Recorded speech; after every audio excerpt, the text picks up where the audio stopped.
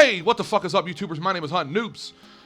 And you know what? I want to talk to you guys about something real quick. The past couple videos that I've uploaded, it's kind of been somewhat of what I call quote-unquote freestyling.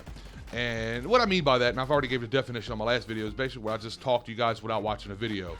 And I want to know what you guys feel about that. Can you tell a difference in my, I don't know, my punchlines or my enthusiasm or anything like that? I don't know. Just let me know in the comment section. Can you tell a difference between the two? Because you know what? I think there are pro and cons to each one of them. You know, when I'm actually watching the video, I can, like I said before, I can stop, tell you what I was thinking when I have a little kick-ass moment, or if I got outplayed, why I played the way I did. And also, that's the pro. The con is, you know, as I'm in the middle of a conversation with you guys, I stop and say, oh, check this out, which there's nothing wrong with people to do that. But sometimes as commentators or viewers that you guys don't know, man, we lose our train of thought. And then next thing you know, we're kind of like backpedaling to try to remember what we're thinking about in the middle of the commentary, which is kind of tough to do times. You're like, oh, what the fuck was I thinking about? But I got to keep talking to make it seem like I know what I'm thinking about. I guess a little bit of fun behind the scenes shit. So I don't know. Write in the comment section below. Let me know what you think. I'm doing this one here again, freestyle. So I have no clue what video I'm going to use, or maybe videos, depending on how long this commentary is going to be. So also what I want to talk to you guys about real quick is my buddy, Pico210. He has a challenge going on over on his channel right now. The link will be in the description. And the link to his channel and the link to his video as well. I think what it is the fastest free-for-all. Basically, it's a free-for-all match. Whoever can beat his time that he posted. I might be just kind of you know, rough drafting it. I really don't know if there's a little bit more to it than that. But whoever beats his time, I'm assuming, will get an upload to his channel. So for you guys out there looking for some type of exposure, trying to get your channel growing, and like this is the perfect opportunity, because he has over 3,000 subscribers. So, you know, back when I was the channel growing, hell, even now I'm almost at 5,000. I still would, you know, try out his challenge. Unfortunately, there's not too many people in free for all on the Wii U, but you know, sometimes you get lucky, sometimes you get a full lobby. So maybe it's something you guys want to try out. Again, the link will be in the description. If you're not subscribed to him, guys, Pico210 is probably one of my top 3 commentators that I listen to. So, you know, if I like him and you guys like what I like and kind of maybe like what I like, I don't know. Maybe you guys want to check it out, check him out, and definitely drop him a subscription, man, because he definitely deserves a hell of a lot more than he has. So, with that being said, guys, I wanted to talk to you, man. I had quite the eventful weekend. Unfortunately, I didn't get to upload a Sunday or a Submission Sunday video for you guys. Not everybody looks forward to seeing those, but like, again, man, that's my way of giving back to the community, as you guys always show me love. But you know, my son had a soccer tournament this weekend, and we had quite the busy weekend, to say the least. We were there for 10 to 12 hours each day. On Saturday, he had 2 games. He had one, I think, at 9:30 or 10:30. I think it was 10:30. And then his next game was at 5. So we're like an hour and some change away from the house. So we're not going to drive all the way back home, you know, and drive all the way back another 2 hours, you know, and transporting and just, you know, wasting gas, to be honest with you. So his first game, they won. They won 8-0. And since that time, we had a little bit of time to go spare, so we went and watched the Lego movie. So we went out for lunch, had the Lego movie, whatever. And the next game that we played was the 520 game, and this team also won their first game. They won 9-0. So I was like, well, you got the 2 best teams in the bracket going at it. So, you know, and it was a hell of a game, man. My son, now the first game my son played, he plays goalie, and he also plays midfield as well, because he's a hell of a striker. But he had a clean sheet. And about halfway through the second half, they pulled him out of goalie because, you know, we were up 6-7-0. So I was like, let's get him a little gameplay, because he's the best goalie, probably one of the best goalies in his age group at this club that we're a part of, called Georgia Rush. So they got to pull him out, he got to play a little bit, and then on to the second game. We knew these guys were going to be good, so he stayed in pretty much the entire game. Which was awesome, because he had another clean sheet. And for the people out there who don't know what clean sheet means, it basically means nobody was able to score a goal on him. You know, it has a lot to do with him, but it has more to do with his defenders, preventing those people to get past the backfield into a situation where he has to pull a rabbit out of his fucking ass to get a kick-ass save. So it was awesome. We beat this team that won 9-0, 1-0. So we beat them. So we won our 2 games on the Saturday. So our next game was at 12:30 on Sunday, which was yesterday. And if we won that game, we play in a championship game at 5:20.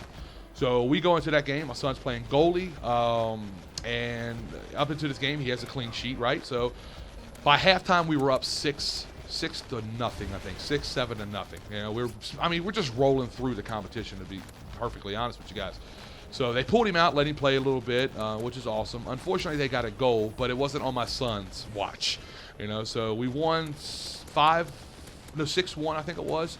But you know, my son still, you know, he gets, you know, credit a clean sheet, which is awesome. You know, three games in a row, no goals scored on you. The times that you're in the goalie, it's pretty tough to do.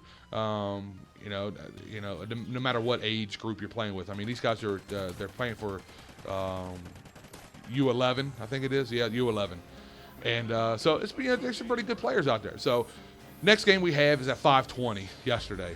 And we go in this game with high expectations. Now, the team that we're playing against hasn't lost yet either.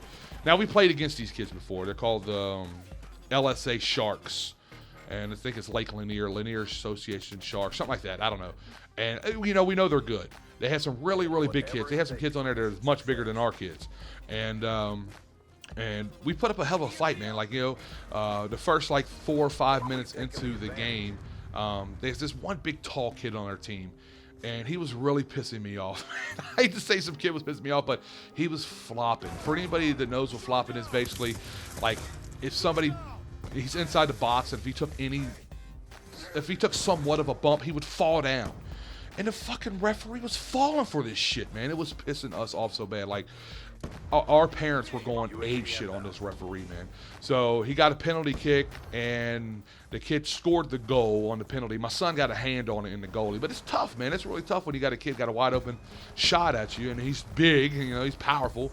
And I put the picture on Twitter where he almost had the goal saved or whatever. And my Twitter is in the description too, guys. If you want to check it out. And I know this might not be your cup of tea with this story, but I'm just telling you guys what happened, man. So they scored one, right? So about, I don't know, 2 minutes into the second half, the kid did the same thing again on the other side.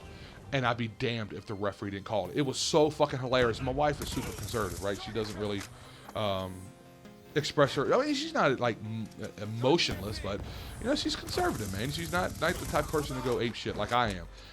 And she took off running out on the field and dove on the ground in front of all these people, imitating the kid taking a flop. I mean, we all were in utter shock, man. I was like, why in the fuck was I recording this? Because it was comedy. And not only did she do it once, she did it twice. So I thought it was awesome that she expressed her passion like that. I love seeing stuff like that. So, you know, it's easy to make fun of it now because it was very juvenile what she did, but it was so funny at the same time. So, unfortunately, the kid got a penalty. He got the call. We're all just not cursing at the referee, but we're letting him know that he needs some glasses or something.